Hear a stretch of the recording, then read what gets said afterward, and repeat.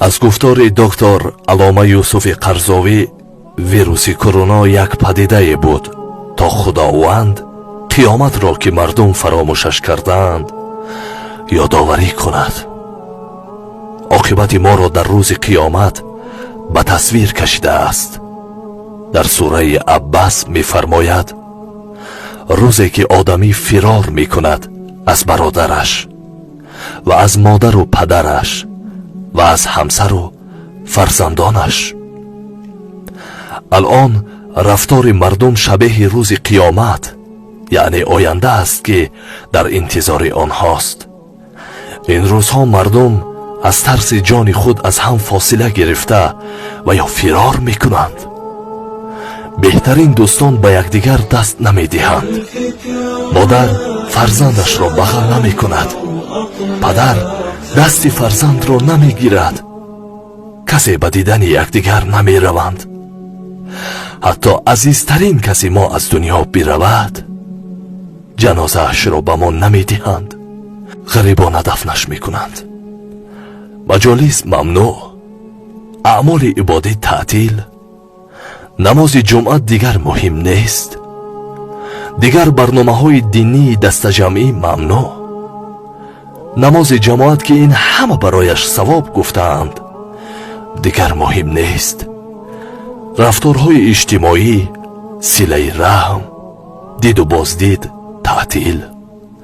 ارزان ترین لوازم نجات به بالاترین قیمت رفته است. خلاصه هر کس تنها به فکر خود است. کی تصور میکرد که روز طیاره ها از پرواز میمانند؟ کی میدانست که خیابان های بزرگترین مگاپولیس های جهان زمان خالی خواهند شد؟ کی باور داشت که روز خطر به شاه و گدا یکسان تهدید خواهد کرد؟ کی فکر میکرد که روز نفت به ارزش میشود؟ کی اندیشه داشت که روز میرسد که نه دلارهای به حساب و نه ارتش توانا نه تکنولوژی های پیشرفته به درد نخواهند خورد؟ اما حالا که الحمدلله پای نامبارک کرونا به کشور ما نآمده، بیایید همه استغفار کنیم، رو به خالق بیاوریم که با یک ذره ناعیانش نظام جهان را به هم زد.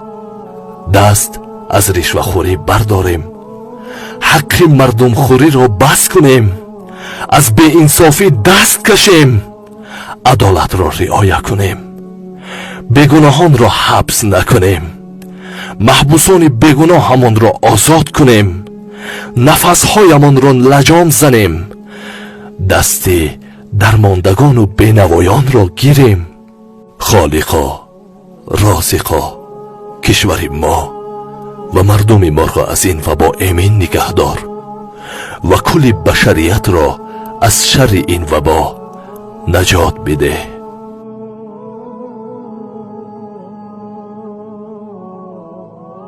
عجب صبر خدا دارد که پرده بر نمی دارد.